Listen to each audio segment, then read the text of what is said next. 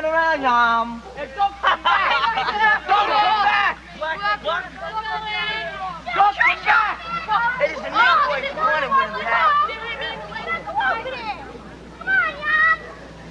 We were riding down this block, and these white people start saying, "Get out of here, niggas. You know, get out of my neighborhood. Don't come to this neighborhood." And then they start hitting on her. Throwing rocks and everything else. Throwing rocks. Because we were in their neighborhood. We went on a bike hike to McDonald's. We didn't mean to bother anybody. We had a nice We saw a parade. We saw there. a gathering, so we went down there to see what was happening. All right. I mean, we didn't bother anybody. We weren't looking for trouble. I never even know people around here were like that. I've never experienced anything like this in my life. What happened to you? Nothing happened to me, but this little boy, short boy about my size, or little short, had picked up a rock, and he was in the front of all these tall hunkies. But he threw the rock. He tried to hit my sister, but he almost hit me about that much away from me. And I was sure wish he had hit me with that rock. I would pick up the rock right next to me and hit him right dead in his face. They always say niggas are doing everything. They always say we're doing everything, right? Every time the white people come down the block, we don't push them out their neighborhood and throw rocks and start hitting them. We don't bother the white people around our neighborhood, but when we get in a white neighborhood, they just push us out. Yeah. Everybody with us, they said we're nothing, you know, we're a piece of dirt, dogs. I mean, that's the way you treat an animal. I mean, God, we're human beings. You don't treat other people like that. It's just wrong. Black, white, I don't care. A person is a person. Skin should have no bearing on how you treat a person. That's just wrong. I hate their goddamn guts. Speak. I can't say that I hate them. I can't say that it's totally the kids' fault. I mean, I'm sure their parents had some bearing on the way they feel and everything else. I think it's just the system. I don't know. I can't say that I hate them because I don't hate anybody. Do you forgive them? No. No. Can't take back no hurt. But they gonna always do that.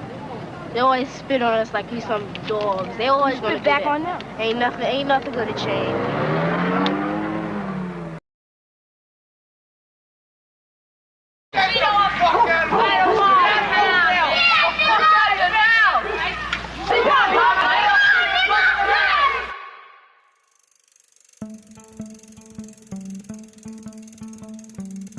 We had called them bike hikes. We were just going out to go explore your world. It would be at least 6, 7, 8 of us.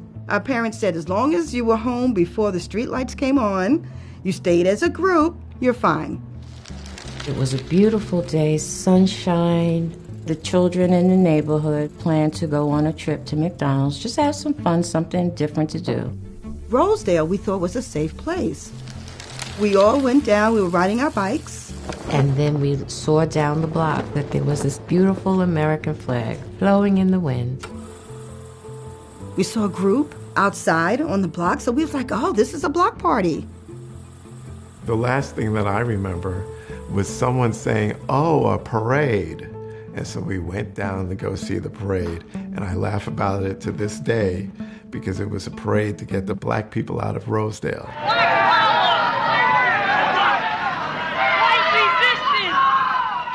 It's the summer of 1975. White residents in Rosedale, Queens are protesting black families moving into the neighborhood. These are scenes from a documentary produced by journalist Bill Moyers. Does he have a right to live here? No. Why not? Because he's black. This was not the South. This was not Greenville, Mississippi, or Spartanburg, South Carolina, or Atlanta, Georgia. This was right in the heart of the greatest metropolitan area in the country. The documentary was found nearly 45 years later by a graduate student who posted a short clip on the internet. It went viral on Twitter and Facebook. And a question people kept asking, where are the kids now? Hey, Rob, this is Whitney Hearst calling from the New York Times. My name's Whitney Hearst. I'm a journalist. To answer that question, we called more than 90 people who had lived in Rosedale at that time. I was trying to find anyone that might have known someone. We couldn't find any white residents who said they'd been there. Came out because she got a little bit crazy. but we spoke with several of the Black children. We wanted to hear what happened to them that day, to understand why their experience is resonating decades later. We went down to see what was going on, probably in the middle of the blocks. That's when we figured out it was something else. And it was something that we definitely were not invited to. We noticed that they were running towards us. I was like, wow. Like, why are they rushing towards us, not thinking anything negative? And then we heard, nigger.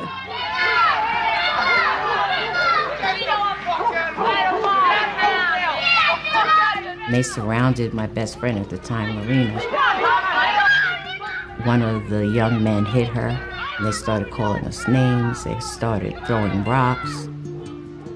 Hearing the word, hearing it directed at me, why are you calling me that? That's not me. I've always been told that's not me. I didn't understand. I was like, who do you think you are to say we can't come here? Like, how dare you? What happened to you? This little boy, he threw the rock. He tried to hit my sister, but he almost hit me about that much away from me. And I sure wish he had hit me with that rock. I would pick up the rock right next to me and hit him right dead in his face. I was just kind of amazed to see that people can act like that, to tell you the truth. But that was like really the first where I was like, wow, people do not like Black people. They gonna always do that. They always spit on us like we some dogs. They always gonna spit back on them. Ain't nothing gonna change. I immediately was reminded of those programs my parents would have me watch with the dogs and the hoses and people trying to vote and being killed and lynched. It went right back to my history in this country.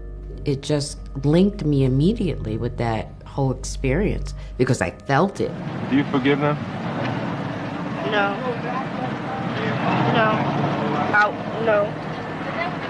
Can't take back no hurt.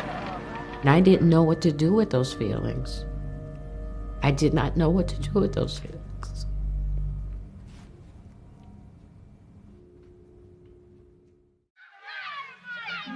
For Moyers, the video going viral shows how powerful images can be. He tried to hit my sister, but Because we were in their neighborhood. I do believe that television has been a great teacher. This country didn't really respond to what was going on in the South, although it was well known, until the sheriff in Birmingham turned the water hoses and the dogs on those young people who were demonstrating there. We knew about it, we heard about it, we were aware of it, but we didn't see it. We couldn't escape it once we saw it. As we filmed in Rosedale, a group of Blacks from South Jamaica was coming through the neighborhood in a demonstration of support. Every time a group of Blacks get together, they want to help Rosedale with their problems. We don't need any outsiders helping us with our problems. And we'll stay white, period. All right, so guys, this next scene is very disturbing. All right, it's the one I was telling you about yesterday. I started a sociology elective in 2004-2005 school year, and my supervisor at the time, he said, come up with something that's close to home that maybe you can relate to today. I grew up in Rosedale, and I said, I wanted to do a unit on race in America. And that Rosedale video, they've been showing it for 15 years now, giving it to the kids and say, what do you think? I've never seen racism on camera. That was full-on racism and just bullying. I'm glad that I saw it because it needs to be seen. I feel like everyone should see this. I think it's come back up because of the fact that we're going back, kind of. Racism is still alive. It's still poisoning other minds.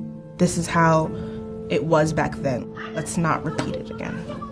Emotionally, I think it's connecting with kids more today. This generation is that I generation. They can see it in a 10-second span, make a connection to it. Can't take back no hurt. The kids are never going to forget that. They can't unsee it, and it's going to be with them forever.